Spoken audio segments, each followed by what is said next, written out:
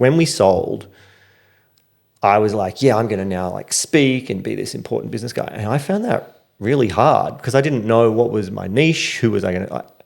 I just kind of floundered for about 4 and a bit years. I'd basically been living off that for the 4 odd years while I tried to find something else to do.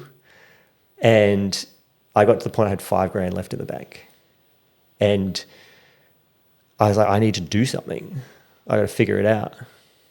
And I'd had people calling me up saying, hey, we can often get so blinded by I'm trying to optimize for revenue today, or I'm trying to optimize for profit today. Yeah, or I want to get my price higher for positioning or for whatever reason that you're trying to increase your price. But understanding at the end of the day that the thing you do want to optimize for is lifetime value of a client. Welcome to the Level Me podcast, where we rise to the level of those around us. And today we have Carl Taylor from Automation Agency. Carl, welcome. Hey, good to be here, man. Mate, I'm excited. You flew in specifically to come on this, so I'm very honored. Thank you. No, thanks for the invite. No, I'm super pumped. So I got to meet you at a snow event last year, probably this time last year, I think. Yeah. And it was such a really good connective experience. I think it was maybe on the way up, on the bus trip up or something, we were sitting next to each other for a little bit. Or even the dinner before. Yeah, on the walk to the dinner. On the walk to the dinner. Yeah, you were the first one. I was like, who's this guy? He looks pretty cool. And I've been lucky enough to hear a little bit about your story, but I've been really keen to get you on just to hear more about the business itself, but also what you did before. I know you're doing the dadpreneur thing now, which is awesome. So keen to delve in, mate. But tell me a little bit about Automation Agency. So Automation Agency, it just turned 10 like a month or two ago. I've lost track, but so we've been doing that for 10 years. We call ourselves marketing task heroes. It's where for a small monthly fee, people, instead of having to hire a virtual assistant or build their own internal teams, we can just implement and do the things for you. So we're not strategic advisors or marketing strategists, but you've got an idea, you want to build out a marketing funnel, you want to make changes to your website, you need graphics or videos for social media. Instead of going and building your own team, it's just one flat monthly fee and just unlimited tasks, and we'll just get it done. That's cool. And so will they bring you like the process that they want to automate? Yeah, usually. So we two main types of clientele. We've got the entrepreneurs who, they're building out. They're usually they're course creators, coaches, consultants. The creator market is a big part of our. We have real estate agents and other people too, but that's a big part of our market. And then their second is agencies. So other agencies who are maybe they like to keep themselves lean. They're scared or don't want to have 50 odd people or 20 odd people. They would just want to have a business which is them, where they can talk to the client and come up with the strategy and map out the idea of build this funnel, do these things. And they don't really want to push the buttons to do it. So once they've done the strategy, they can just pass it off and have us build it for them. That's smart. That's very smart. Because there's online websites you can go and use and try and find someone yourself, but it becomes impossible. And then if they don't have the whole sequence or see the whole thing of the business, it becomes overwhelming. And so to just hand it off to someone to be like, hey, can you go automate this? That's really cool. Well, and also a lot of people, they'll learn, go and hire a virtual assistant. But if you get a virtual assistant, usually you might get one who's more technically minded. And so you give them some graphic tasks and the designs are terrible. Or you get someone who's really good graphics and you're like, why can't they do the technical? And so they're very different skill sets. And that's why we have a different video team, a different graphic design team, a different web team, a different automation team, because they're different special skill sets. And you would have to hire multiple people, whereas you can just hire us. Yeah, that's crazy. I'm just thinking about it now.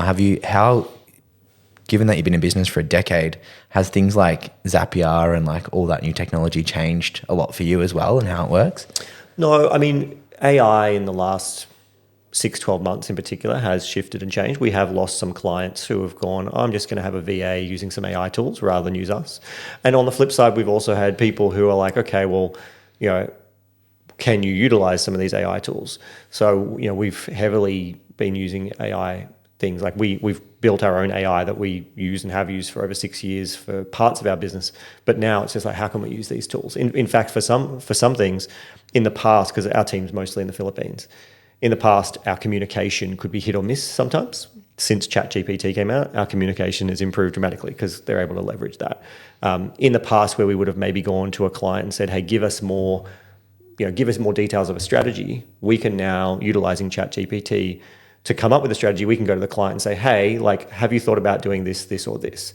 So it's allowed us to be a little bit more helpful rather than just, tell me what to do.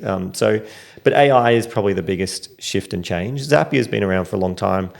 The tools, they just keep adding. One of the big shifts too is high level. If anyone's heard of Go High Level, that has seen a huge increase in clients who want to use that in probably the last year to 2 years. But otherwise, Is it just a CRM, Go High Level? It's an all-in-one. So Go High Level does like CRM, like pipeline management, websites, funnels, calendars. The thing that High Level is doing really well is the speed at which they're developing. Yeah. So, there's a lot of amazing tools out there, and there's other all-in-ones that have been around for a long time, like Entreport.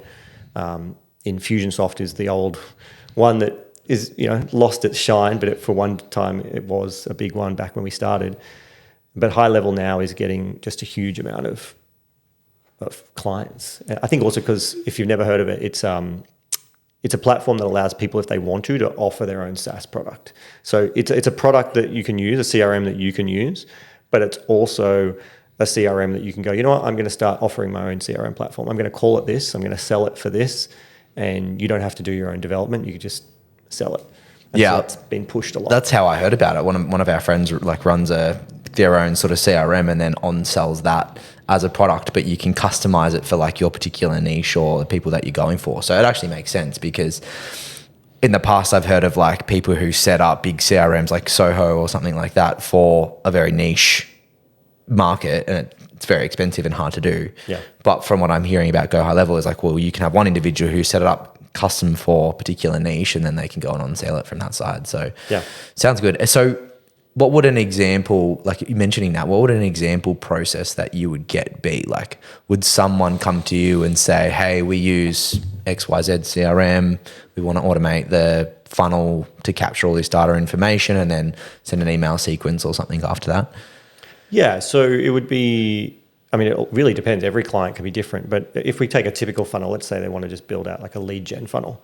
So the things that they'd potentially get us to do is maybe they've sketched or written in a Google Doc a lead magnet, and they need that designed into a professional PDF. So there's a design task to get that turned into a PDF. All right, now you got the lead magnet. Well, now we need to build a funnel because we want to run some ads. So it'd be building landing pages with the forms connected to whatever the CRM system is, so that it then delivers the lead magnet. So here's the email that delivers the lead magnet. Here's the 3 or 4 emails that go after that. And then here's the landing page that they opt into. Here's the thank you page. Here's my lead magnet. Put your name and email to get it. Hey, thanks for asking for it. That'd be building 2 pages, creating the lead magnet, and then setting up the email automations on the back end. Cool. I love that. It's good. Makes it easy. Yeah. What got you into that? I was a coach. So prior to Automation Agency, I ran a thing called Business Builders Academy, and I was teaching people how to buy, build, and sell businesses. So prior to Business Builders Academy, I had an IT company for 8 years, which I'd sold. I'd also had a gift basket business, which I'd sold, and I had a web design business before that I'd sold. So all of a sudden I was like, hey, after selling my IT business, I was a bit lost. For about 4 years, I was trying lots of things, and then I fell into Business Builders Academy, and I really enjoyed that. I did a tour around the country. I ran an event called How to Buy a Business for $1. And what I found, though, is a lot of people would come to that event who could only really afford $1. And if you're buying a business for $1, usually you're going to need some working capital to turn it around. There's a reason you're buying it for $1. It was more, there was a story that there was a cafe that it was for sale that I had gone to, and I'd negotiated, and they agreed to sell it to me for $1. Now, I didn't end up pulling that deal off. I decided not to do it for various reasons, but that was kind of the premise of the talk, to say this is possible. Here's an example. I negotiated it down to $1, but I was trying to teach the premise that usually it's faster, cheaper, and easier to buy an established business than it is to start from scratch. And helping people who wanted to get into a business or were already in a business to grow faster, go and look at acquiring competitors.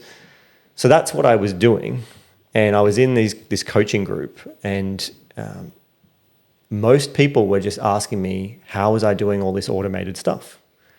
I'd kind of, after selling my IT business in particular, I wanted to shed this techie, geeky persona that I felt people saw me as, and I guess I saw myself as. Because I'd been a tech guy for forever. Like, I taught myself to code, I don't know, 10, 11 years old. And my first online business, building websites for people, was at 15 years old. So I'd had this kind of techie, geeky world that I was in. And then I wrote a book called Red Means Go it published in 2010. I wrote it in 2009. And I all of a sudden kind of got a bit egotistical, I guess, of like, hey, I'm this big, important business guy. I've written a book. And at the time I was a single man, and I still had my IT business, and I would go on site to some of these places, and there'd be fairly attractive receptionists and ladies around. And internally I was like, you just see me as this geeky computer guy, but don't you know, like, I'm an important business guy. I've written a book. Like, I never said it out loud, but that was kind of my internal dialogue. And so that was a big reason I wanted to sell the IT business. I had that with my dad. He wanted to retire. I wanted to move on and do other things. So when we sold, I was like, yeah, I'm going to now like speak and be this important business guy. And I found that really hard because I didn't know what was my niche. Who was I going to... I just kind of floundered for about 4 and a bit years. Business Builders Academy did okay. It didn't do amazingly well, but it did okay. And it got to a point where we'd sold the IT business, for mid 6 figures. And I'd basically been living off that for the 4 odd years while I tried to find something else to do. And I got to the point I had $5,000 left in the bank. And I was like, I need to do something. I got to figure it out. And I'd had people calling me up saying, hey, could you like just train some VAs to help me with my Entreport account? Like, could you just do this? And I'd been resisting it because I didn't want to be seen as this techie guy anymore. And when it got to that point that I had $5,000 left, it was like, okay, I got to figure this out. Because I had team, some virtual team that were helping me, and I was going to run out of money fast. So I decided to take on some projects building funnels. I said, okay, fine, I'll be a strategist. I'll do these things. And when we started Automation Agency, I was actually a high price, typical agency, a high price consulting agency. You would have a call with me. We'd map out the plan. I'd give the whole strategy for free. I'd design the funnel as part of my sales process for free. And at the end, it'd be like, great, like, would you like some help to build it? And that would be like, great, this is the price. It's $10,000, it's $15,000, or whatever it was. And that worked quite well, but I can't remember exactly when it happened. I think it was maybe 7 or 8 clients in. And I looked at myself and I was like, what am I doing? I'm building a business that I could never sell. I just spent the last how many years teaching people about buying, building and selling businesses. Build a business you can sell. I believe that business is a product that can be sold. It's not a thing you do. It's actually something that can be a product you sell. And I was like, I could never sell this business. It relies on Carl too much. Like, I'm the copywriter, I'm the strategist, I'm all these things. I had a team doing some of the technical work. And I started really questioning my whole business model. I was also in some groups. I was a mentor in a bunch of business groups. And a lot of these people would come to this. There was a table, a particular round table I'd sit at. And people would sit down with me and I'd give them some advice. And they desperately needed my services, but they couldn't afford us. 10, 15 grand was just out of their price range. And one of the projects that I sold, at the end of it, he goes, this is amazing, this is great. He's like, so what I'm looking for now is I want web hosting, I want this, I want to know that all my WordPress updates are done. Like, he just listed all these things he wanted. He's like, do you offer that? And I said, yes, we do. It's called platform management. It's $199 a month. And he was my first client on a subscription back end. So what I did is I took that platform management product and I made that the front end. I was like, okay, lower end, price point, unlimited access, take what we used to do in our IT business, which was a managed service monthly subscription, and just take that to the online marketing world. At the time, there weren't many businesses doing it. And so in today's day and age, it's known as productized services. But 10 odd years ago, there weren't that many people doing productized services. So we were kind of early to that piece. And all of a sudden, it just started taking off. I can remember I think it was at Traffic at Conversion in Sydney, the one and only TNC that was ever run in Australia. And I was chatting to a guy who I'd kind of known. He's like, "Oh, what are you doing?" I told him what I'm doing. And he's just like, "Sign me up right now." And that's when you know you got a good offer, when you're just in a general conversation with someone and they go, "I want it. Let me buy it." So yeah, we took off. And so we changed the name. We became Concierge because platform management's a terrible name. And the price stayed $199 for a while. And we grandfather clients. So there are some clients who are still paying $199 Australian Inc. GST for the service that most people pay $425 US a month for today. So they're on a very good deal. But yeah, that was the journey to get Automation Agency to where it is. That's crazy. There's a lot in there. With the grandfather, I think, just like this is something that I not struggle with in my business, but also have. Is it just like you want to honor people for supporting you from the start? Yeah, look, there's definitely been conversations about, does it make sense? At what point do we? I think from purely business standpoint, grandfathering is crazy and stupid, and from a financial standpoint, you probably shouldn't do it. From a customer service standpoint, from a loyalty, I think it's a great thing. It definitely makes it easy as you raise prices because then you don't face resistance. But I do think you've got to get to a certain point where you might have to go, okay, you've been grandfathered, 10 years, you've been paying the same price, which effectively means you've been getting the same level of service and we've been losing money because the value of that money with inflation has been going down. So yeah, there's a point to it. I think if you've got digital products and very low cost to deliver, it doesn't hurt you too much to do it, at least for a period of time. In the services space that I'm in, it's probably just been more an element of fear of what happens if those people decide to all go and we say, hey, because to go from $199 Aussie to $425 US, which at time of recording is like $600-ish, that's a big jump in price. Yep.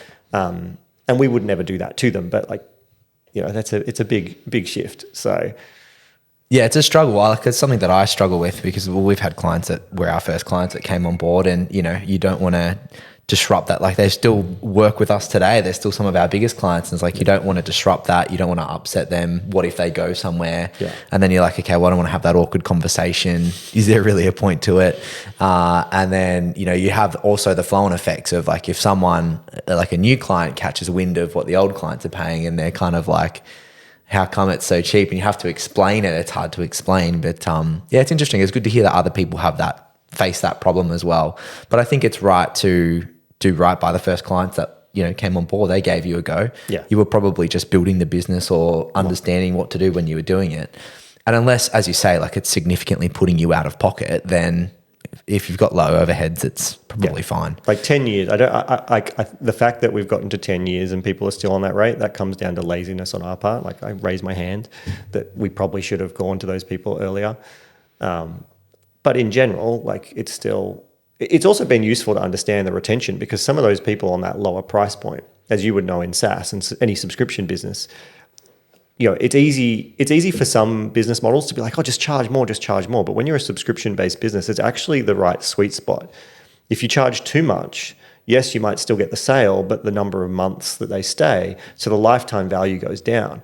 And so finding the right price point to optimize lifetime value is quite challenging. And so it's been really interesting to see the data of lifetime value, clearly, 10 years for some of these people at $199 versus the lifetime value on our current price point. And so that's been one thing. And, we've raised prices at various points, so we've got people on different tiers.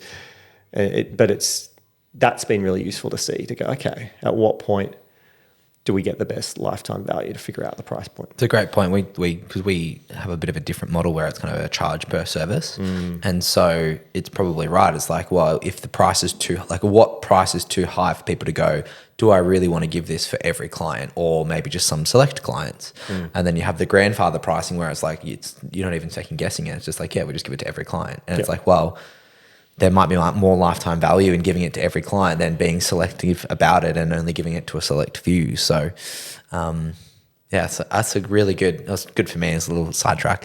No, well, I think that's a good, like, for anyone in business who's listening, like, it can be, we can often get so blinded by, I'm trying to optimize for revenue today, or I'm trying to optimize for profit today, or I want to get my price higher for positioning, or for whatever reason that you're trying to increase your price.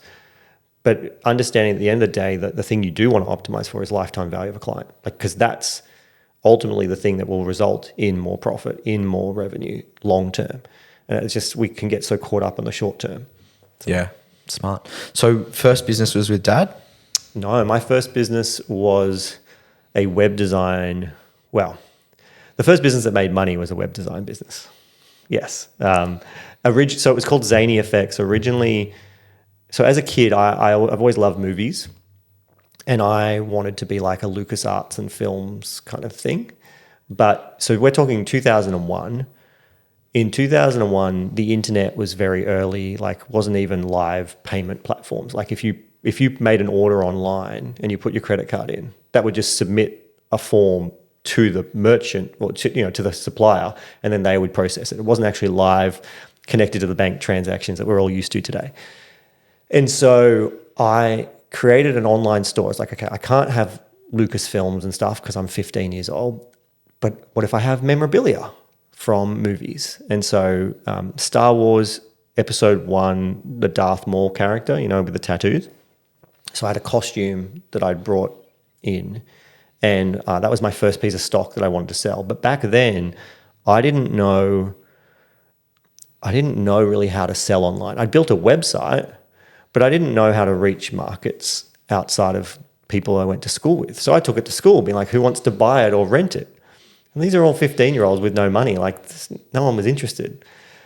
But I had built a website. I taught myself HTML to do it. And then what ultimately happened is I was working at Domino's Pizza after school, and I was opening up the store. I had dodgily, by the people who owned it, been made a manager, which I don't quite think that was right, because they were still paying me as a 15, 16-year-old, not what a proper manager should get. But anyways, the benefit to me, though, was that I'd open up the store, and there was a guy who had an office right next door, and he sold sports memorabilia on like 9MSN, and like he was quite established. And he'd come in almost every day he'd be my first customer to get a pizza, and we'd be chatting. And at one time he goes, I'd like to build an auction site, a bit like eBay, but like he didn't want to be on eBay. He wanted to have his own site. And I was like, I build websites. So he became my first client to build websites.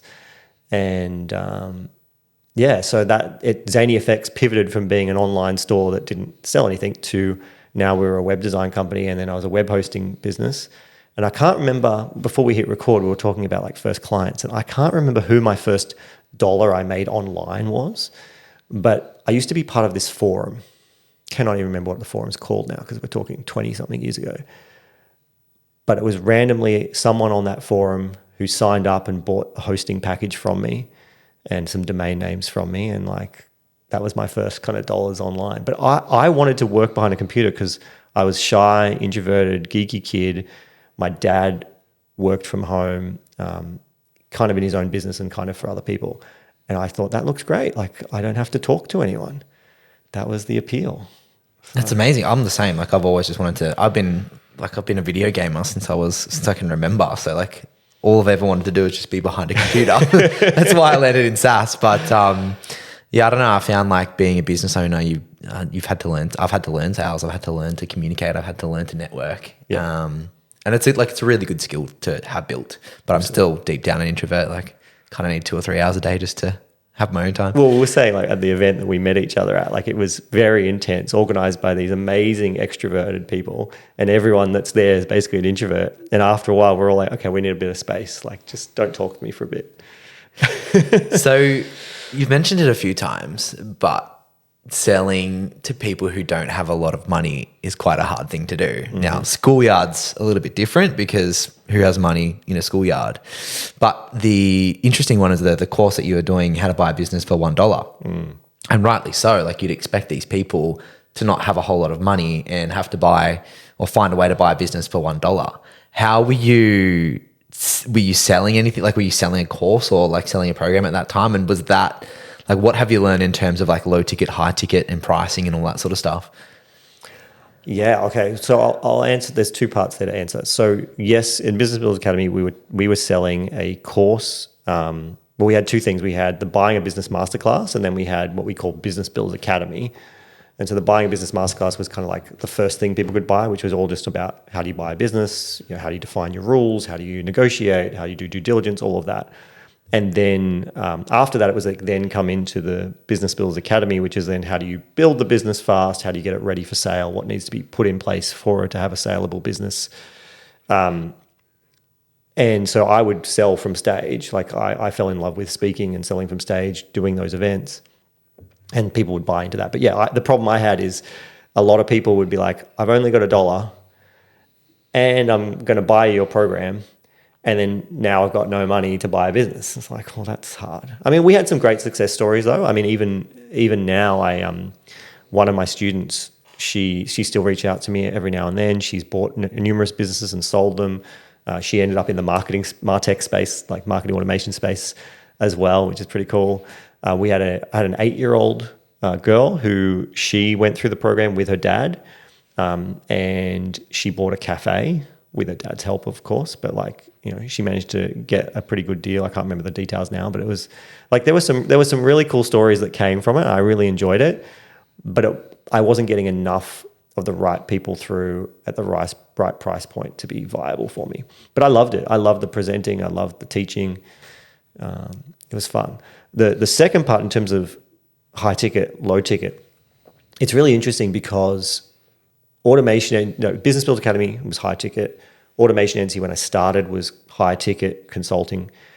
And then I switched to the low ticket subscription model, and that's when things took off. So I think that the argument between should you do low ticket or high ticket, I think it's an irrelevant argument because they both work. You got to figure out what's going to work for you, your personality, your market, your offer.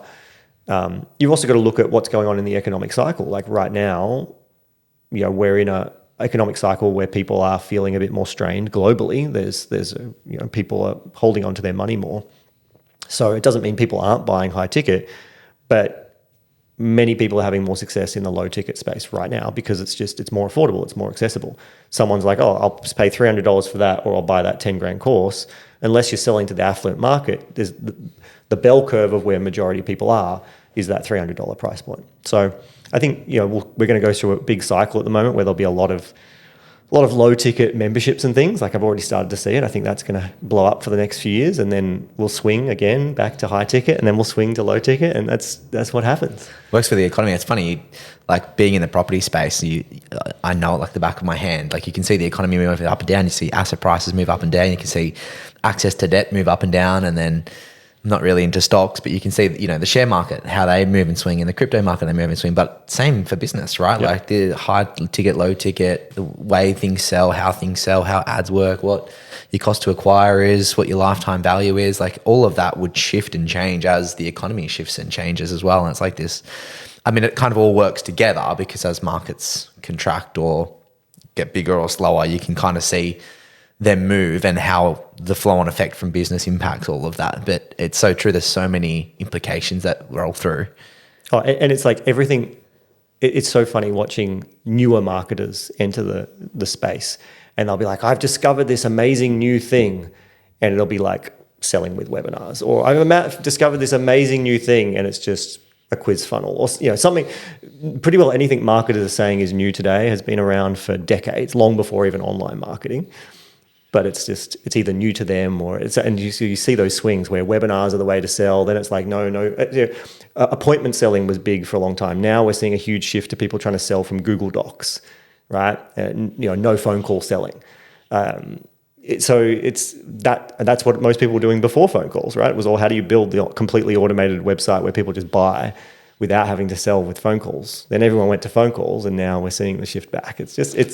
It's funny to see. It is hilarious because there's a lot of talk at the moment about this sell by chat, right? Like particularly on Instagram or something like that. But if you think about like LinkedIn, that has just become so overstimulated with just people messaging you being like, hey, this is my business, hey, this is my business, hey, this is my business. And it's like, it's not the same as sell by chat specifically, but like it kind of is in a way. You're hitting someone up in the DMs and being like, this is what I offer, this is, you were interested. But now that it's transitioning to a different platform, it's like, oh, it's this brand new way of selling. It's like, well, not really. It's kind of the same way, just different platform. Well, even cold emailing, I mean, it's the same as really a telemarketer. It's the same concept, just applied in different ways, It's crazy, hey.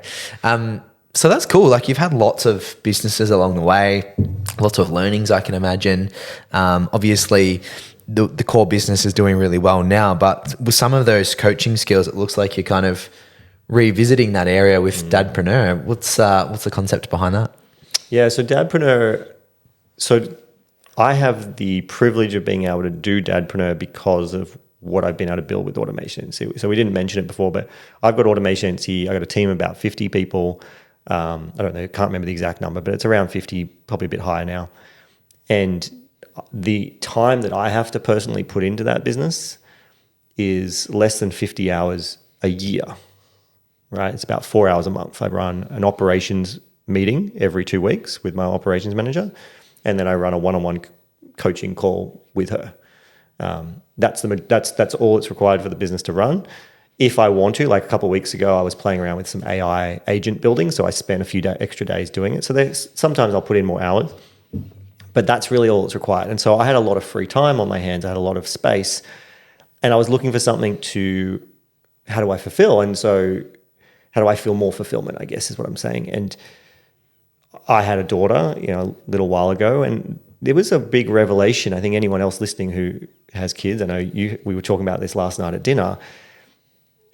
When you become a dad, you all of a sudden, before you have kids, you don't quite realize what it's like to balance business and family life. Once you've had kids, there are some people who they're starting businesses with family. I built a lot of business success before having a family. But even still, there's a shift in going, oh, okay, there's a different way of how do you balance this. And when I was playing around with doing something, I knew I wanted to do more work with men because it's been a big part of my own journey, healing some of my woundings around what's my identity as a man. And I think society at the moment too, there's a lot going on around what is it to be a man and masculinity and is it okay and all these things. And so I knew I wanted to work with men, and I interviewed a bunch of men who were in business, and it just turned out that 6 out of 7 of them were all dads. And what came up in the conversation was the value of being around other dads in business. Like it's cool to be in business groups, but to be around other dads in business because they get it in a way. And I was like, yeah, actually, before I had kids, I wouldn't have got it. And you can sometimes, you have some 20-year-old guy who's got a business who's in his hustle mode, and he's like, yeah, just get up earlier and just do this and just do that. And you're like, well, I got a wife, I got kids, I got a balance. Like I want to be home for dinner. Like I actually want to be there to see my kids grow up. And that's what kind of sent me down this path of like, okay, the dadpreneur, the dad who runs his own business, there's a real challenge there. And the more I started talking to men, we started to notice there were a lot of challenges. So many men are working crazy hours. And there's a time and an era in business. I've done my times of working crazy 80-hour weeks. I've done that. But you don't have to. Like, the benefit of hindsight is seeing it's like, yes, I did that, but there are smarter ways to do things. And if you just knew how to set the boundaries, knew how to leverage team and other people and technology. And so it's like, I could help dads, cut at least 1 day a week, get them down to 4 days a week, get them finishing by 4 p.m. so they actually can be home for dinner. And it's not like, oh, I've had home for dinner here with the kids and kids gone to sleep. Okay, back to the computer. So now I'm not talking to my wife. And so there's zero intimacy, the relationship's suffering. Like, these are things that so many men are struggling with. So it's like, how can we get your hours down, get the cash you're taking out of the business up? How do we get that moving into something that's producing wealth, like property shares, whatever it is? And how do we ensure that you're actually building a bigger business, more profitable business, without losing the wife and kids along the way? Because part of my journey that sent me down a lot of this path of growth was 2019. I had a 6.5-year relationship that I was literally weeks away from buying a ring to, like, I'd gone in and out of how I felt about that relationship, but I was at a point of like, I was all in, and she was all out. And that was, my world came crashing down. It was traumatizing. It was hard. Anyone who's watching or listening who's been through a divorce or a heartbreak like that probably know what I'm talking about. And it sent me down this path of trying to understand what went wrong. I was, what did I do? How was I showing up? How did I contribute to this? And it meant that when I started Dadpreneur, my very first client, in the first weekend of him signing up, all of a sudden there were some problems going on in his relationship. And his partner was like, yeah, I'm out of here. And I mean, we were just over Slack. I was like, say this, don't say that, do this, reframe. Like I get you're feeling this and she's saying that, but here's what I think she's really saying. Like, this is what's really going on. This is how you need to show up to show, like, if you want to save this, all the things that I wish someone had said to me. I don't wish that to be, I'm very happy. I wouldn't have my daughter. Everything's great. I'm where I'm supposed to be. But to be able to help someone and go through that same process, and if they want to, they can, salvage the relationship. That really means a lot to me. And that's a big part of why I'm doing Dadpreneur. Is the business part's cool and I enjoy it, but the thing that really motivates me is keeping families together. Because especially once you've had kids, I'm grateful that in that relationship we didn't have kids. It was tough on us both, but there was no family that kind of got broken up. But this happens to guys and families all the time, and the impact on kids is huge. So that's my mission with Dadpreneur. How do you build a business that's amazing, profitable, gives you the life you want without losing your wife and kids along the way?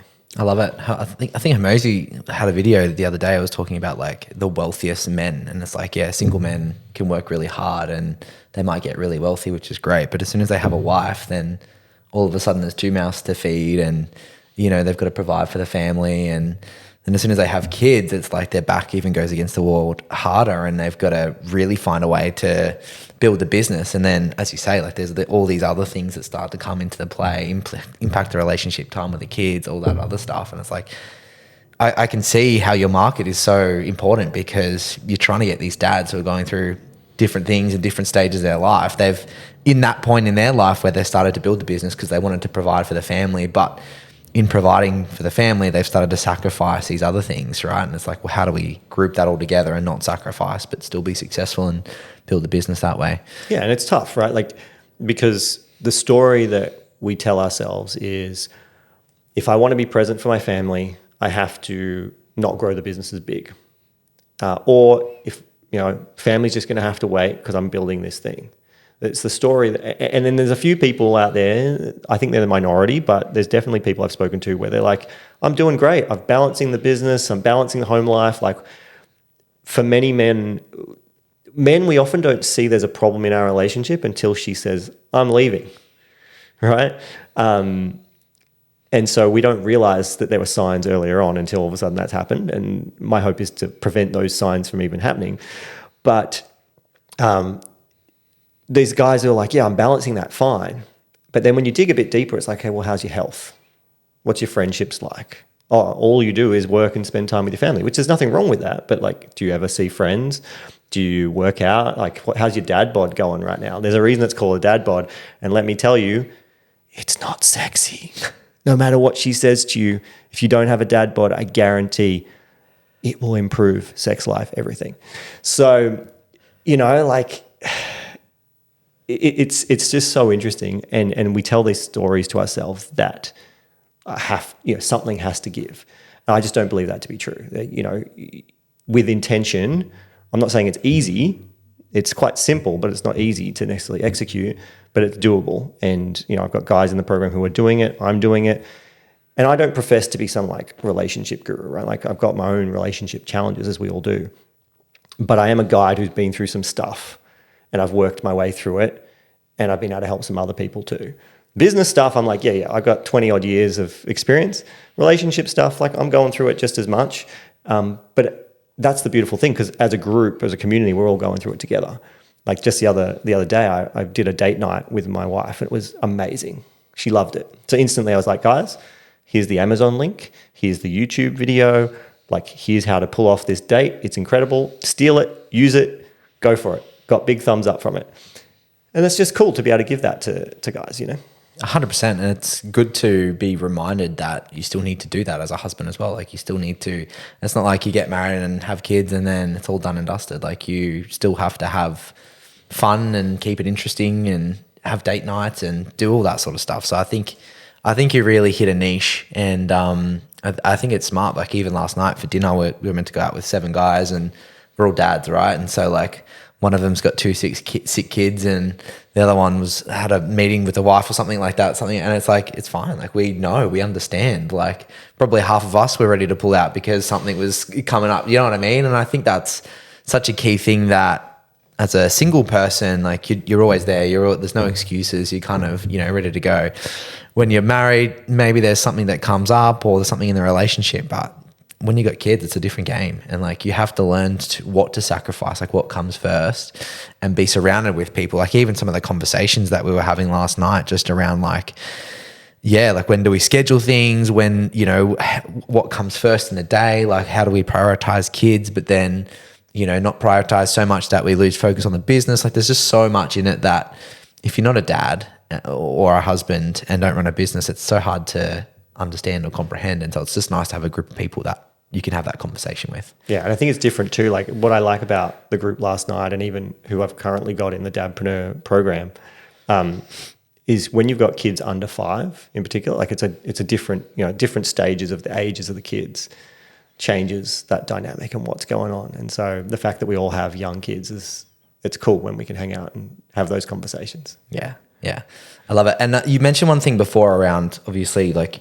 your commitment to work is very limited. Like you have been able to get yourself in a position where you don't have to spend too much time working, which is anyone's dream and absolutely amazing.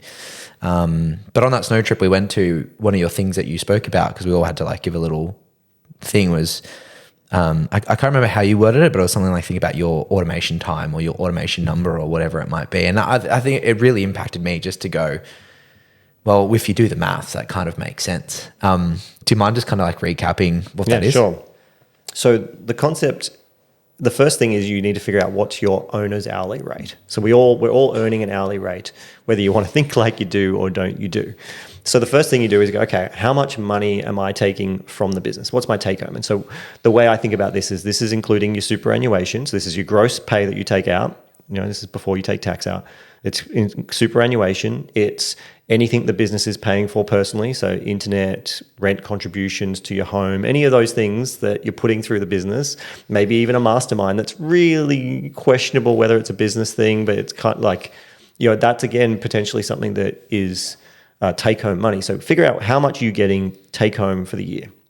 Once you know what your amount is, you then need to divide that by the hours that you work in a week and the number of weeks you work in a year. So I can't really give you rough numbers. I need a calculator to figure it out. But let's just pretend that you do that exercise and you find out that your hourly rate is $200 an hour. Like my hourly rate last time I did this exercise was about $9,000 an hour, right? But most of the guys in Dadpreneur, they're usually around the $100 an hour, $60 an hour, $150 an hour. So if you do this exercise, like there's no real right or wrong, but this is, to me, I find this a far more comparable number. I'm in some business communities, and you put up your profit, and some people have got incredible profit dollar numbers. Sometimes you can track by dollars, sometimes you can track by percentage, but I think what is your owner's hourly rate is a far better equalizer of how much money are you getting out for the hours you put in. That gives you a far better comparison of what's going on. So once you know your owner's hourly rate, that's useful and helpful. But the next step is the automation rate that you're talking about is, well, what can I afford to pay the people or technology to free up an hour and still be making money? Because what if you could go, okay, I could make money and not be doing anything work-wise? And so you look at your calendar, you go, well, I'm doing this, like, editing podcasts or whatever it is. And you go, well, my time is worth $100 an hour and I spent 2 hours doing that. That's $200 effectively it cost me. If you could pay someone $50 to do that thing that's costing you $200, then effectively you've now made $150 and you freed up 2 hours. Does that make sense? Like you freed up 2 hours, and because it only cost you $50, the arbitrage there is you actually made $150 for those 2 hours not doing the thing. Yeah. And so the way you figure out your automation rate is you go, okay, well, if my hourly rate is this, what return do I want on my time? Do I want a 2 times return or a 4 times return? Now, if you're only like a $50 an hour owner's hourly rate, then 4 times is not going to be enough. You're going to go for a 2 times. But if you're someone like me or someone who's got $500 an hour, $600, $1,000 an hour, you can go for a 4 times return. So what that means is if you'll make $1,000 an hour, you at a 4 times return, so just divide it by 4, you can effectively pay $250 an hour. This is not an hour to that person, it's an hour of your time back. And that's a really important thing I want someone to understand, because sometimes when I explain this to people, they're like, oh, well, okay, I got to pay someone $250 an hour. It's like, no. If it's freeing you up an hour, but it's taking them 5 hours to do, as long as that 5 hours is less than $250 and you got your hour back, you're still making at $1,000, on the theoretically $1,000 hour owner's hourly rate, you made $750, even though they took 5 hours to do it and you could have done it in 1. Because so many people get caught up on, well, it's faster and better for me to do it. And that's possibly true. In many cases, it's true. But like automation agency, I've got a team of 50 odd people who are serving hundreds of clients around the world. If it was just the Carl Taylor show showing up and doing that work, I could handle maybe 5 clients, maybe, and I'd be working really hard. Like I'm impacting more people, making more money, and I'm contributing to society in a better way because I'm putting, food on people's tables. So even though I know that even some of my best team members, I could probably do it way faster than them, to a higher degree of detail. It would be better quality, like guaranteed. But there'd be less people getting served, and it's just, yeah. It's a really good point. I have the same issue with the developers sometimes, because I'm like I know what needs to be done. I know where in the code it is. I know how to update it. And I'm like, it would literally take me half an hour to go and do this. Like I should just go and do it. And then I'll give it to them. And like, I've still got to record the video. I've still got to explain things. It might take me 5 minutes. I'll give it to them, and then it'll take them half a day to do, or it'll take them a whole day to do. And I get so frustrated because I'm like, why wouldn't I just do that myself? Like I got to pay this guy for a whole day to go and do something that would take me half an hour to do. But when you actually run the maths and you look at the numbers and you go, well, they've spent the time, they've actually looked through the code, they've checked if there's anything else that might get impacted, they've updated the specifications, which means like, all the testing's done properly and like, done it properly, and it's cost less of my automation time. It's like, well, that's actually a better outcome. Yeah. Even though I get frustrated because of the time constraints, time for money is a very different thing to analyze. So it's a very smart way to look at it, because I'll remind myself of that next time I get frustrated. Like, I still get frustrated, like, especially now with what I'm doing with Dadpreneur. Like I've got automation agency, I've got a big team, and then Dadpreneur, it's me plus 2 people. So all of a sudden it's, I come across some of those frustrations. Oh, I should just do this myself because it's faster and easier. It's easy to fall into that trap. Like it really is. But as you say, the numbers just, it makes more sense, So given like the number of different businesses that you've started, I think it's cool. I think you've got a number of them and like probably had a number of learnings, and I'm sure the business landscape's changed significantly throughout that entire time. But is there a few like key things, maybe I'd say that automation number is probably one of them, but is there other key things that, like if you're at a certain point in the business where you might be hitting a wall, or you're like at a certain number where you can't break past it or something like that, where you go, okay, now I need to change this or change this metric, or I'm not looking at that correctly? Is there a few kind of key things that you can look at? I'll answer this possibly slightly different to what you're looking for, so feel free to come back if I don't hit what you're looking for. So one of the big things that I see a lot of business owners struggle with, and I learnt thankfully quite early on, is really trying to understand your financials, your profit and loss. That there's kind of 3 really important documents that I believe every business owner, even if you're like, oh, I'm not a math person or whatever, you should be able to understand, to look at it, know what it's telling you, and make decisions from that. First one is your profit and loss, right? Income minus costs equals gross profit minus expenses, which are more fixed expenses, equals your net profit, right? That's the general gist. Then you got your balance sheet. And so the balance sheet is more like kind of like a photograph of a snapshot of a particular point in time. This is what things look like. Assets minus liabilities equals your equity. And so that's an important document for you to understand. And then the third is your cash flow statement. And so I find that some people, like, they're aware of profit and loss and vaguely know what the hell the balance sheet says and does. But your cash flow statement is super important. In particular, the one you want to be looking at on a cash flow statement is what is your operating cash flow? Because the operating cash flow will tell you in the day-to-day operations of your business, is your business model viable and working? So if your operating cash flow is a positive number, it means you are making money. Now, you might have less money coming out of your bank account because of some of the financing things you're doing and buying stock and buying vehicles and things like that. So your net cash flow might be bad. But as long as operating cash flow is showing a positive, you're good. But if you consistently can see that every month your operating cash flow is a negative, that means you've got a broken business model. Something is flawed. Your price point's wrong, the way you're doing. Like, it means that in the operating of your business, you are going backwards. And so understanding those documents and then being able to manage the cash in your business, I think is a skill that many entrepreneurs struggle with, because at the end of the day, you can be an amazing marketer, you can have a great idea, product developer, whatever. If you run out of cash, you're out of business. And not enough people understand that you can look at a profit and loss and it can say you've got a profitable business, and you can still go under because you ran out of cash. Like, they can look at a profit and loss, especially if you're not looking at it regularly, you just get an accountant to put it together. You look at that and go, oh, cool, yeah, I made profit. But you can then look at your bank account and go, where is it? Because the profit and loss and the profit it shows there, that's a theoretical profit. That's not actually looking at your bank account. And even looking at your bank account is not fully accurate either. But the cash flow statement will show you where did the cash go. So understanding the financials of business, I think that is so important, because that doesn't change no matter what business you're in. If you can understand those, it's gonna make a huge difference. The second thing, as I said, I think is understanding the idea is that lifetime value of a client is what's important. And so that means that if you're not considering some form of repeat business, you're crazy. I'm sure everyone's heard this before, but like, it costs more to get a brand new client than it does to sell something to someone who's already in your world. And so if we take that to a marketing angle, so many business owners will go, I need more leads. Like, even some of my friends who do millions of dollars, you talk to them, the first thought in their head is like, I need more leads. It's like, do you really need more leads though?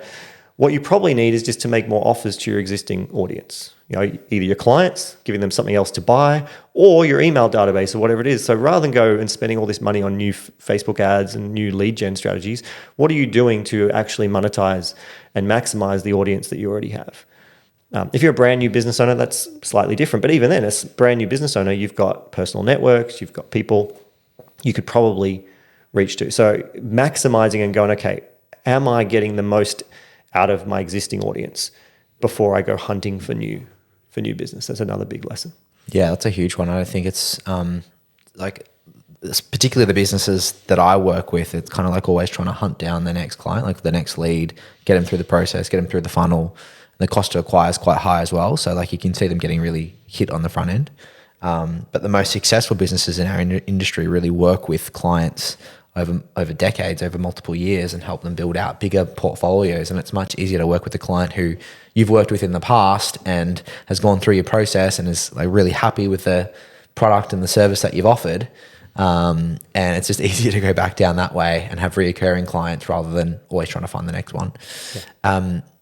Now I'm in the business of analyzing finances. And so like, I've done it for my property portfolio, but I also do it for the business, and I'm pretty bad. Like, I would probably do it every morning. Like, I'd get up and just update the bank account number, update a few things, and then you can kind of see where everything is. But I know a lot of business guys that I've talked to in the past, they only check it once a year with their account when it's tax time. And that scares the crap out of me. Like, I get terrified.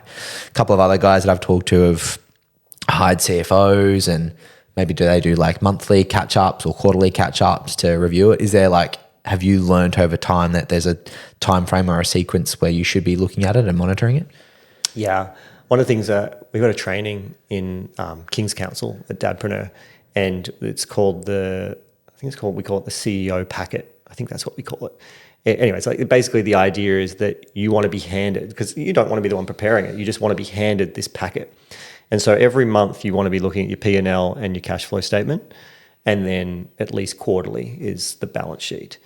I deal mostly with service-based businesses, and I run service-based businesses. So the balance sheet is not as crucial. But if you were, you've got a lot of stock, if you're a more physical bricks and mortar retail type store, manufacturing, the balance sheet might be something you need to be looking at monthly, just to make sure you're not going too crazy with your stock. But most service-based businesses, I think you can get away with quarterly. But the idea of only looking at finances once a year, like it's almost like, to give an analogy, imagine playing a game of, let's call it soccer or rugby or something, and you're just playing the game, and you're never paying attention to the score, right? And only finally once a year do you look up and go, oh yeah, what's the score look like? Like, how do you know, how do you improve? How do you know if you're doing well if you don't know whether you're winning the game or not? Like, money has no real value, right? Money is just this thing. I mean, we were even talking about last night that technically money just goes down in value, right? Who was it? Was it you? I can't remember who said it. It was like the idea of like, you're selling Vegemite. If you got $1,000 in the market and you've got 1,000 things of Vegemite, the Vegemite's worth $1. Now, if there's 2,000 in the market and you've still got 1,000 Vegemites, well, Vegemite's now worth $2, but Vegemite didn't get more valuable. Just so money does kind of changes, and it's just this thing that we measure. But it is a scorecard when it comes to business. Whether you think you're money motivated really badly or you think you're not a money motivated person, the money is a scorecard of, are you actually succeeding in this business model? Does this business work? And if it's not, that's feedback. Just like if you played every game of your season and you lost, that's feedback. You don't have to beat yourself up for it, although most of us probably would, but you can go, okay, something needs to change. And so the idea of only looking at finances once a year, it's basically saying like, I just got to play this game for fun and I don't know whether I'm winning or losing. Yeah, and the analogy of the soccer or rugby is great, because like you could have a really good last 20 minutes. Maybe you've scored 3 goals in the last 20 minutes, but you've been playing for the last 4 hours. And if you look back over the 4 hours, like you're actually getting dominated, but your recent wins are the ones that you're celebrating. Yeah, excited about. And so same with business, right? You might have a few recent big sales and feel really good about it, but you're still carrying negative cash flow from the last 6 months. And it's like, yeah, you're on a good win now, but you got to keep this trajectory going. Otherwise, you could run it into the ground. Yeah, it reminds me like there's a number of people who their business model is I'm selling someone new every month. And so it means at the beginning of the month, like no matter what their last profit and loss were for the last few months, every month they're starting from zero again, right? Every month it's zero. And so they might have a couple of bad months. They might have some good months and go, yeah, I did 100 grand, I did 200 grand this month, amazing. And they feel really good. But if you then look out over the year, you can say, yeah, but you had a bunch of months where you did 5 grand, 2 grand, 10 grand. And so overall, when you those months you still had costs to deliver the bit, to live, and you didn't take much salary because there was no cash maybe, you're feeling good because you had a couple of big months. But then again, even after that big month celebration, you're now back at zero and starting again. I find that a crazy business model, like the idea of having to start from zero every month. It's ridiculous. So like everyone's in different business stages, and I think, some of the things you've talked about are really good in terms of check your automation number, find out what works for you, what you can replace. But one stage that I've kind of recently gone through is, the whole hiring process and hiring people full time to take over and take some roles. For you to get to the point where you only really need to work 4 hours a week or whatever it was, obviously you feel confident in the team's ability to manage the business and take a lot of the hat and responsibilities and time off your hands. What have been like some of the big things for you to go, like, who do I need to hire next? How do I hire correctly?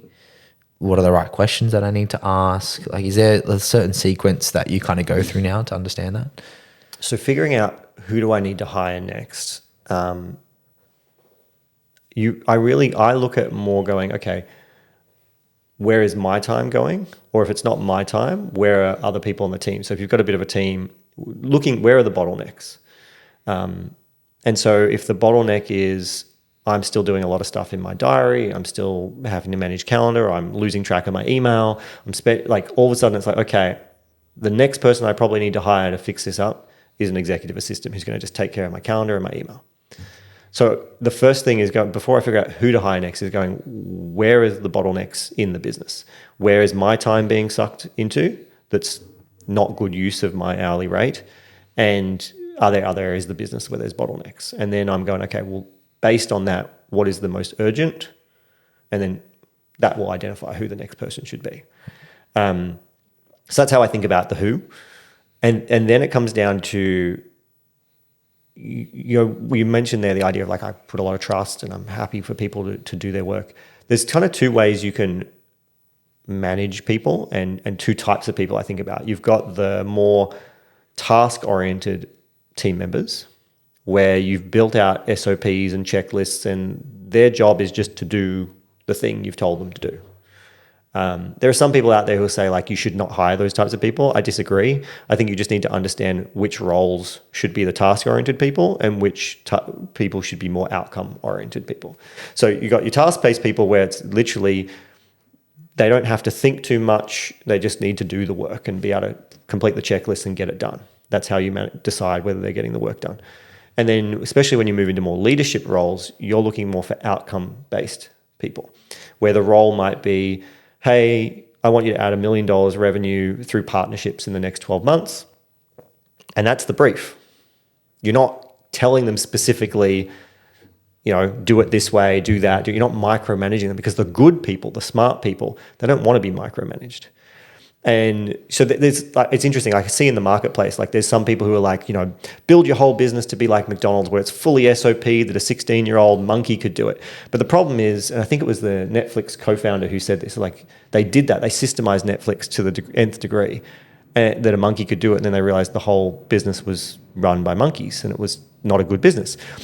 And then you got the other side where like you should only have amazing A-grade players. I've never built a business with only amazing A-grade players. For those that can do it, amazing. It's probably a great business. I've found that there's a way of mixing them both, right? You've got the task-oriented staff in certain roles, and then you've got the more outcome, smarter A-grade type people in more leadership positions where you're not as tightly telling them what to do. Because as soon as you start micromanaging staff, the good people will leave because they hate it. You'll get frustrated because you're like, if I looked really closely at some of my team members, I would probably get frustrated and go, why are you doing it, What are you doing? But that's not my job to do their job. They're hired to do that job. My job is to coach them. So if I see them doing something a certain way, I shouldn't be coming in as the savior and saying, no, do it this way. I'm so smart. And it's not always easy, but to be like, okay, I see that this is what's going on. Like, what's your plan? What are you thinking? And just coach them through the process. That's how my operations manager, she started as a recruitment person. She was a recruiter and she got up to the operations space because I was able to coach her. She grew. Whereas if you just save people, they never learn, so they'll never have the chance to grow into better roles. I think it's cool that you've been able to like establish the business and have like certain key hires. I think that's really important that you mentioned about not the A players, because it's kind of like one thing that I'm struggling with is like right now I just feel like I have analysis paralysis because I just want to hire the best people. And I think it's important to have really key people in really key positions within the business. But at the same time, like, it's impossible to build an entire business just based on that, right? Well, I don't know if it's impossible. I've never done it. I hear of people who say that they've done it or do it. So yeah, I can't say that it's impossible, but I just know I've not achieved it. You haven't done it yet. Cool. And do you have like a certain? So how do you do like marketing and sales through the current business? Do you run ads or anything like that for Automation Agency? Yeah. So our best marketing pathway to date has been partnerships, referrals from existing clients and partnerships. We run ads. Like right now, we are running ads, but we haven't cracked the right ad funnel for what we do. We generate plenty of leads and those people long-term become customers, but a straight like cold ad to becoming a customer, we haven't nailed that. Okay. And it's taken 10 years and I still haven't nailed it. So, but that's important. I think it's important because you've got to try everything. I think, people sometimes look at marketing and go, especially when they go to work with a marketing agency and they're like, you give me the answers, and they will come from their perspective and say, build this funnel, do this thing, it will work. And the number of times that I've done that, and I've been to agencies as well, like I've used my own thoughts, but I've also gone to the experts and they've said, do this, it's definitely going to work. And then we run it and it didn't work. But you've got to see marketing as an experiment. And just because something didn't work in the past doesn't mean it won't work now. Like there's so many different variables. It can be your messaging. It can be the way you're running your ads. It could be just the timing of the market. It's so many different things. So just because like advertising on Facebook and Instagram hasn't worked for us, we've stopped for a while, regrouped, and then we've always gone back. We haven't just gone, oh, that doesn't work and given up. Whereas I think there's too many business owners that will. They'll go, oh, LinkedIn doesn't work. Ads don't work. And it just means, well, you just didn't figure it out. But maybe it's not going to suit your business model. But you've got to keep experimenting and trying. But yeah, hands down, partnerships is our best thing. Right. And so some of the previous guests that we've had on board kind of have this philosophy of where, like, you know, they spend a lot on advertising and that's how they kind of generate their business. And they've got the philosophy on like, well, you want to spend 20% of where you want to be next year on your marketing budget, right? So say they want to earn $1 million, well, we need to spend $200K on marketing to earn that $1 million, regardless of how much they might have done $500K the year before. So they want to be spending, you know, a fair chunk of what they earned last year on next year to grow. And I've never really done ads. Like I've never really been big into ads or anything like that. Can definitely see the value. But have you ever, like, is there a certain point for you, because you must be quite similar, where you go, okay, we need to hire to grow the business now? Like, do you hire for outbound? Do you hire to build the relationships? Do you hire to get more partners and relationships like that? Is that something that you've implemented?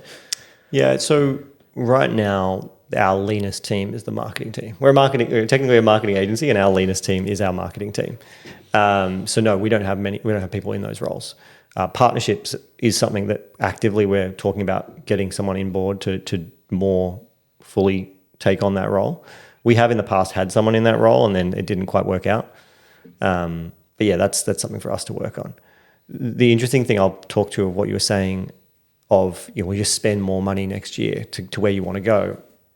I agree when you know that when I spend $1, I'm going to make $20 back. Right? If you haven't nutted out an actual marketing strategy that works, where you can now know predictably, I spend this amount of money and it gets me the result. There are some businesses that I think just going and spending that kind of money, they're just pissing money away. So, and also when it comes to things like ads, you've got to be aware that what worked to a certain level, when you start scaling it, you know, sometimes that changes the numbers. Those numbers that were viably working as you start to scale don't work anymore. So you've always got to be keeping your eye on it. You can't just go, cool, I spent $200,000 last year, I'm going to spend $1 million this year to get to my results.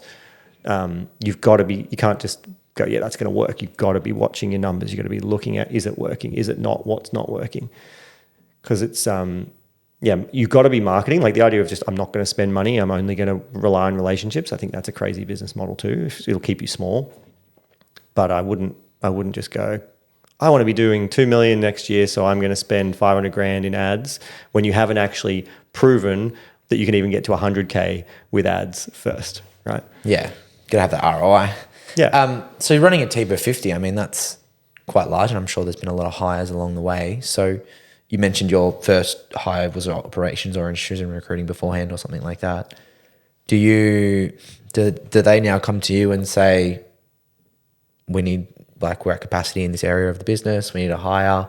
Or no, they don't come to me. So the only person that I deal directly with is my ops manager. So we have so there's me, there's operations manager. Operations manager manages team leads. The team leads manage squad leads. Squad leads manage their squads. I can't remember which book or who first coined it, but we try to generally take the idea of like, no one should be managing more than enough that one pizza could feed. So it's kind of the rule of, if the team's gotten too big that you couldn't feed them all with one pizza, something's gone wrong here. Oh, obviously I'm not working for you because I can eat a whole pizza. No, I think that's very smart.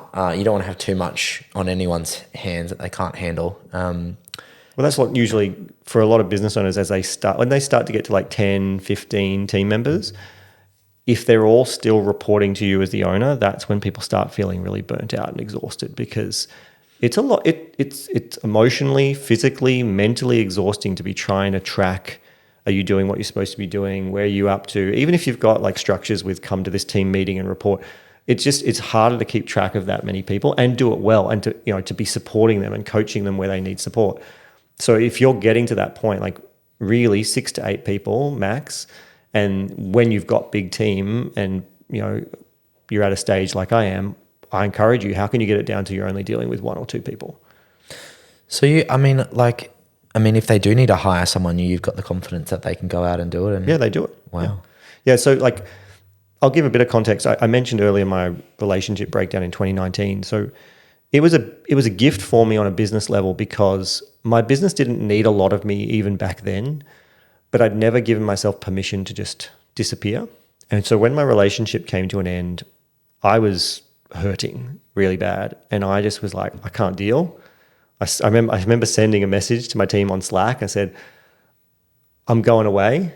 I'm going to go overseas to Thailand. I don't know like how long for. I'll be a little bit available here on Slack, but like I'm not coming to any meetings or anything. Like I just need time. See you later. And I jumped on a plane, went to Thailand. I had a friend who was living over there, and I coach at the time. She and her partner over there too. So I had some support in Thailand, and I just disappeared to work on me and to kind of regroup how I was feeling. Who did I want to be? Who was I? I went down a very spiritual path. And when I finally came back 8 months later, yes, 8 months. And in that 8 months, I didn't attend a single meeting. I had a couple of Slack messages, not a lot. I still paid the team every month. I was still responsible for that. But yeah, in that time, like I was in Thailand. I did a caravanning trip with my dad. I went to a bunch of like different workshops and traveled. It's where I ended up meeting my now partner and wife at a workshop in Melbourne that I was doing during that whole 8 month period. I disappeared. And so when I finally came back into the business, I was like, okay, clearly the business can work. And I remember I spoke at an event not long after that, a bunch of other business owners, and I just went. I was like, how many of you can take a week off? Yeah, great. How many can take 2 weeks off? How many could take a month off? And I think when we got to about 2 months, there was only one hand that was kind of half. He was like, And I was like, okay, well, I've just taken 8 months off. And it's like, but you're all very smart, successful business owners, but you are slaves to your business if you can't take that much time off. And so that taught me that I thought I was more important than I actually was. And I'm not saying that someone who's just started their first business could do that. Like it's not a cool, you're in year 1 or 2 of your business, go and do that. But if you've been doing your business for anywhere near a decade, even 5 years plus, and you can't get away for even a few weeks or a couple of holidays a year, you are holding on to too much control. It's not a team problem. You might think it's a team problem. It's a you problem. So, and a big part of like when even in the Dadpreneur program, when I'm talking to these guys, one of the big things is usually just giving them permission to actually let go a little bit and see what happens.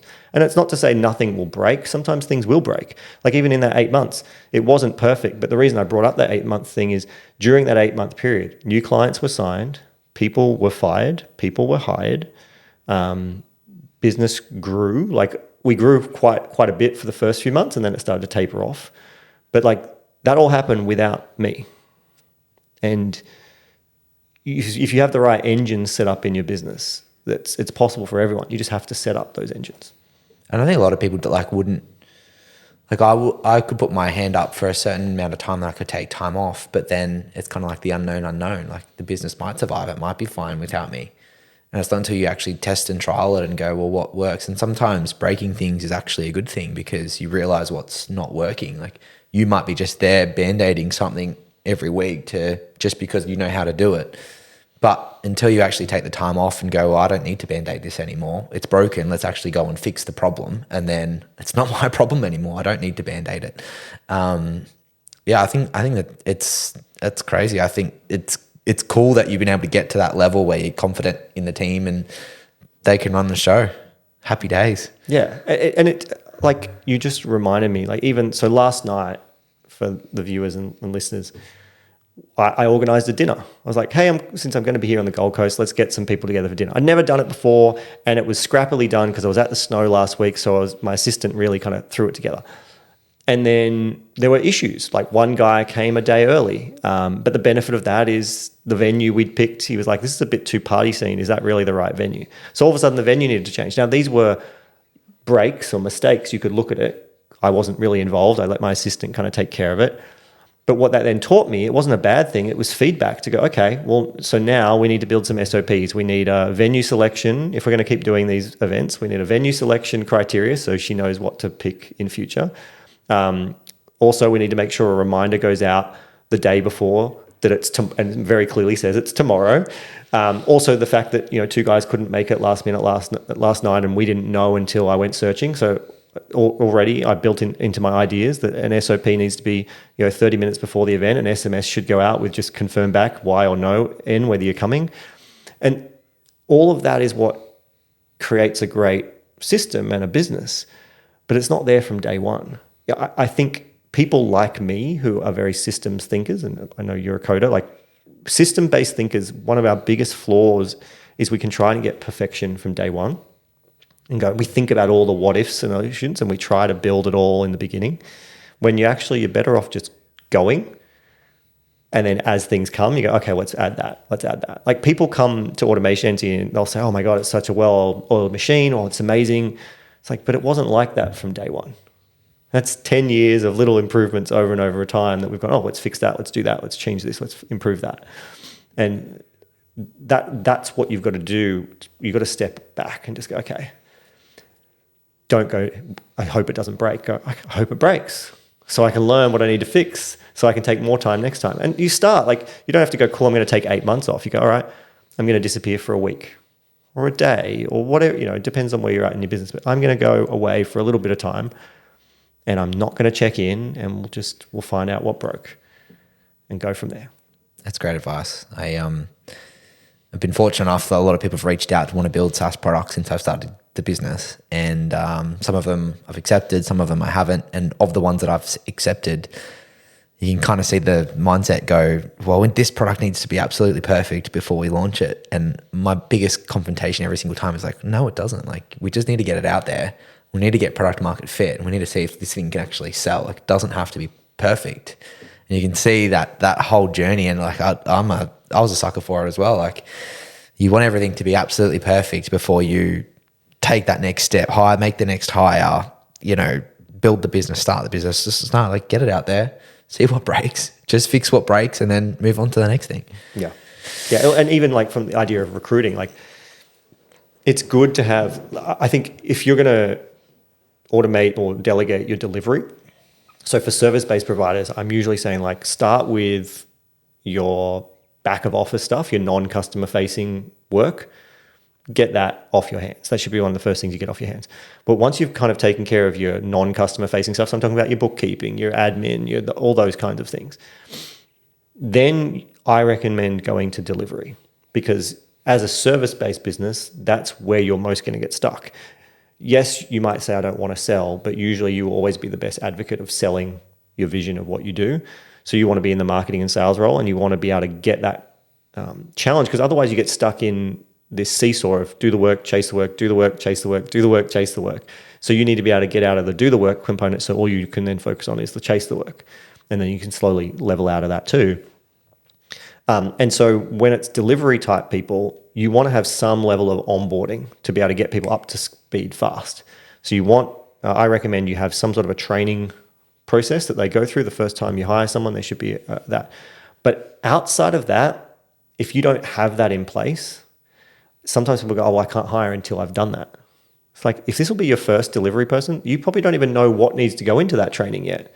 So hire that person and you work with them collaboratively over the next month to build the training for the next hire, or even if that hire doesn't work out.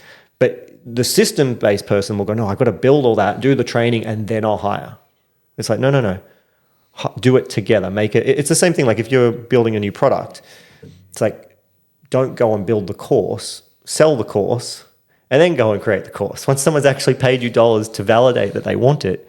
So same thing, you brought on the team member, great. Now figure out together what it is they need to train and record all of that. And now it's your proven training for future. Yeah, I just met someone who does sells online on Amazon, and he's the same thing. He's I'm like, do you have to go do this big order of shipment and then bring it in and put it in a warehouse? Like, no, like I run ads, spend $2,000 on ads, see how well they sell. And if a lot of them sell, then I'll place the order. And it's like, you can tell people there's been a problem with delivery. It's going to take 6 weeks. Like, that's okay. But to validate the product and what you're selling, like, you just go test the orders first. Like, it's so true.